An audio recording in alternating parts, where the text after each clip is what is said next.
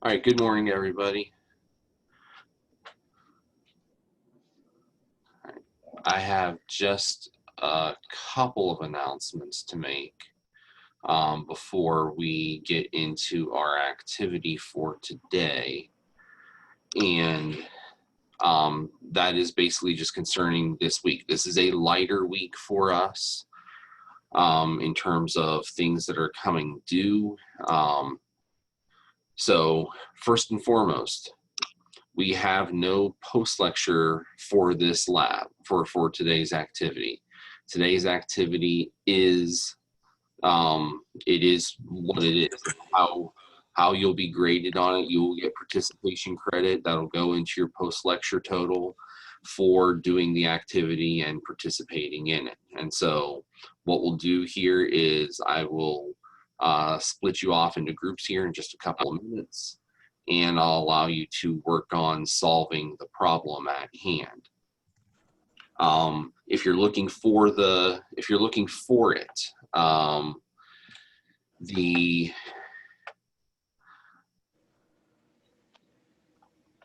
just sent you an announcement regarding the activity. You can also see that over in Blackboard in the Chapter 2 folder under Lecture Prep, the periodic table mystery is right here. So a couple of different places that you can go ahead and grab that. You'll want to have that open here in just a minute. It's also in your lecture packet. If you go in your lecture packet and you flip past the Chapter 2 PowerPoints, past the first two post lectures, it's in here as well. And so we'll talk about that in just one second. Let's go back to our announcements real quick here. Other thing to know, Wednesday session is a virtual session also. I will be out of town on Wednesday, so we will not be meeting at all in person or virtually. What I will be doing is I will be putting together an activity for you to do that will replace the lecture of that day. So that'll show up on Blackboard sometime in the next 24 to 36 hours, and it'll be there for you to do. How you do it, completely up to you. But it will be there. It'll be something that you will do to kind of cover that whole concept of calculations using the mole concept, using Avogadro's number, using molar masses, that kind of thing. And that'll really set the table for us to do empirical and molecular formulas come Friday. Some assignments that I don't want you to lose track of. There is no post-lecture for tonight. I would use that time to catch up on some proficiencies if you haven't passed the first two yet. And if you have passed ions and elements, then you can certainly move on to nomenclature. That's the last big one before midterm. If you can get that one out of the way, you're pretty much set until about mid-October. But I would be looking at doing that instead of just completely leaving chemistry alone. The activity that you're doing on Wednesday has a post-lecture attached to it. It's the mole concept post-lecture. It's in SmartWork. I just need to do one quick look at it, make sure that it's working, and then I will activate that. It'll show up sometime today. The empirical formula post-lecture also will show up sometime today. That is for over the weekend. And last but not least, your proficiencies. You have an ions proficiency that is due on Sunday night. If you're waiting on results, I got about 70 ions proficiencies over the weekend. I have to grade all of the short answer sections in those. So I'll be chipping away at them, mind you, but you may not know until sometime tomorrow, whether or not it was a pass or a no pass. If you're not sure, best way to look at it, go ahead and click into that proficiency, see how you did on the auto graded section. If you got a 9 out of 10 or a 10 out of 10, you're probably feeling pretty good. If you got an 8 out of 10 or less on that section, it's probably worth trying again. But I'll be turning those back to you as soon as I can. Once I do, I'll let you know. And the proficiency has already dropped to a 100% from bonus for that. So any attempts made today or through Sunday will be for 100% credit instead of bonus credit. Lastly, elements. There's about, I want to say 8 of you that have not passed elements yet. And those of you that are in that boat, you're working at it for 3/4 credit now, a 15 out of 20. Still way better than a 0 out of 20. But if you haven't even opened one yet, if you have yet to attempt, then you need to get on that. Because starting next Sunday, those go into the grade book as 0s, and that will really start to torpedo your grade. And you do not want that. So that's all I had on that end. Anybody have any questions about any of our announcements?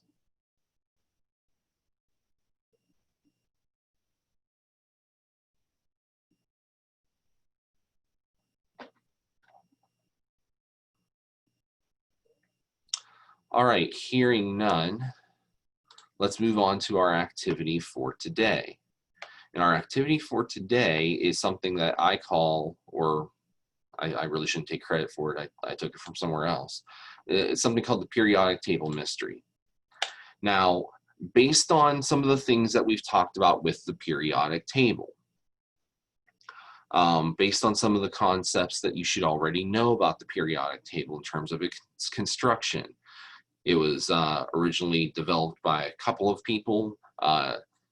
Dmitry Mendeleev was certainly given the most credit for it. He put things in atomic mass order, and started to line up things by appropriate properties based on common properties using something called the octet rule, where every 8th element seemed to have unique properties that were just kind of like their own. And so what I want you to do is something similar. Here I have 8 different groups. These are elements labeled by letter. And what I want you to do is, in groups that I will assign you, I want you to assign these groups to the appropriate column on the periodic table and put them in the appropriate order. Now, a couple of things about that. This part in the middle, the transition metals, none of these elements are any of these transition metals, whether they are the inner transition metals or the outer transition metals. Every element that you will find is going to fit into one of these groups. And furthermore, none of the groups are going to extend beyond period number 4. So really, these numbers, these elements, these are going to correspond only to these elements on the periodic table. We're really just focusing on these first 36 minus these 10 here. So 26 letters in the alphabet, the first 26 main block elements will correspond to them. Now, how do we know which ones are which? Well, that's where these clues are going to come in. So based upon these clues, you should be able to slot individual elements and therefore be able to slot the other elements that are in that group into that column. And so some of these are going to be useful to us in that kind of way. A couple of notes. Many of the periodic trends that are being discussed in there, you can find in Chapter 3. I'll give you some general kinds of trends.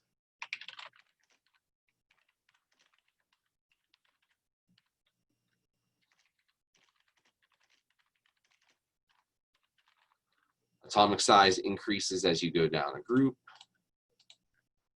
Atomic size decreases as you go across a period.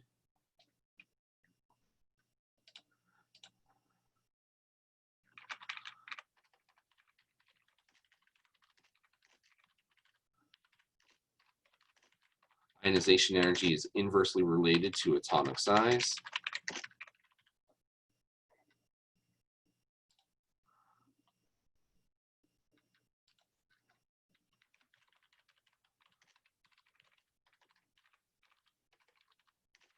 Electron affinity increases with non-metallic character.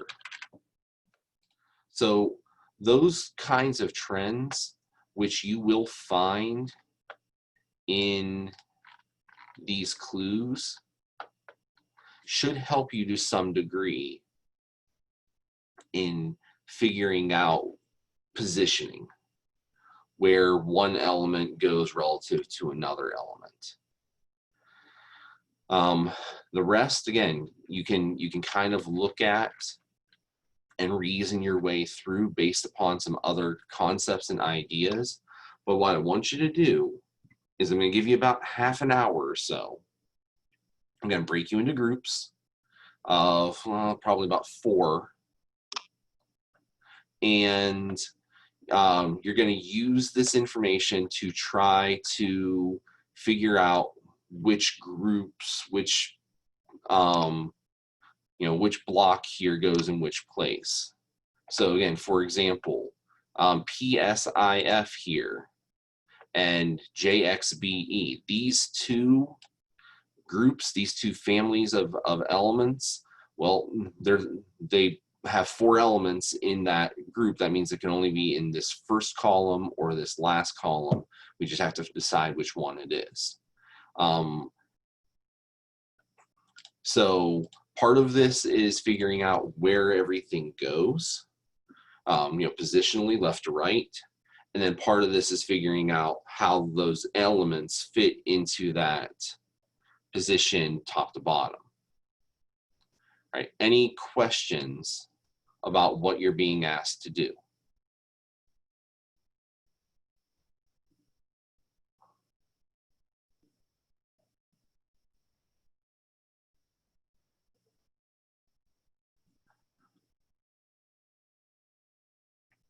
Okay, so I'm going to start to break you out into groups.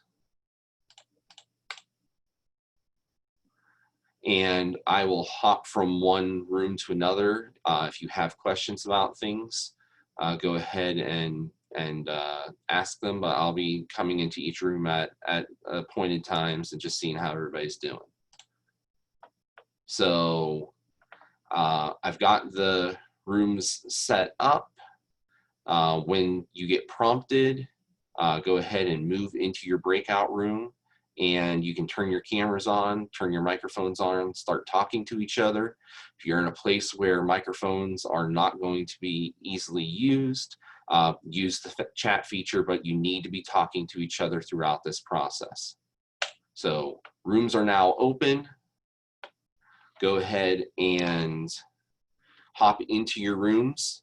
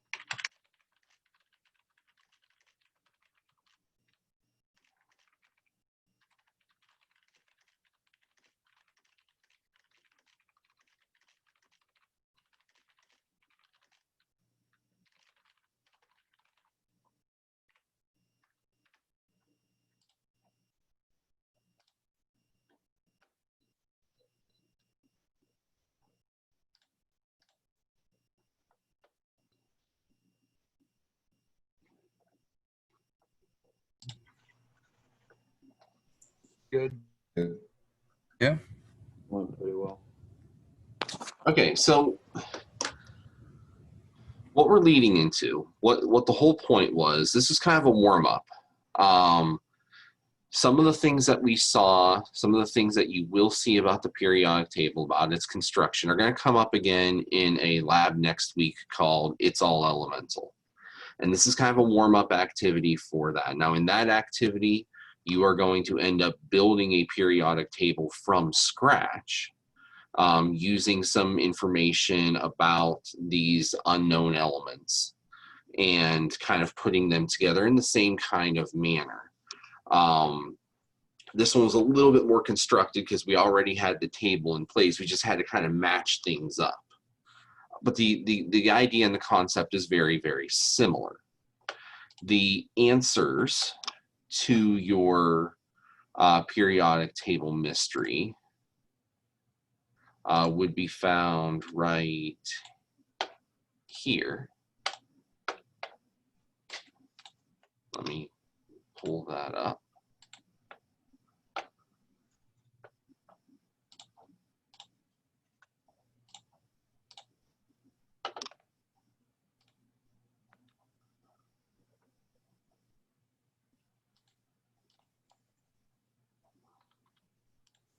So this will show up in Blackboard about 1 o'clock today.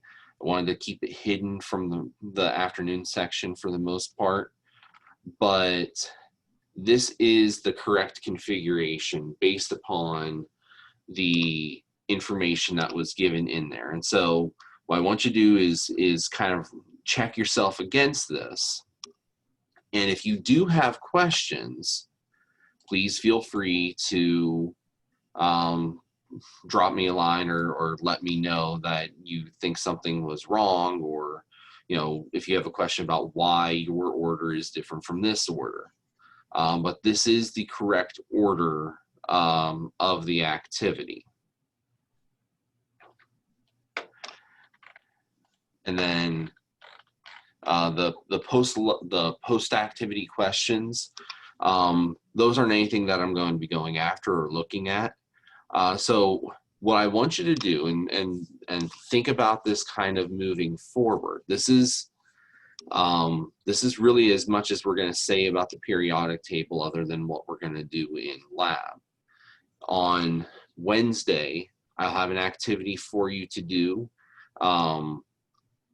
And what I can do is, if you want to do something similar to this, where you get in on Zoom yourselves and you start talking through things, you should be able to. The rooms are open to the point where you can't screen share, but you could talk through the activity if you wanted to.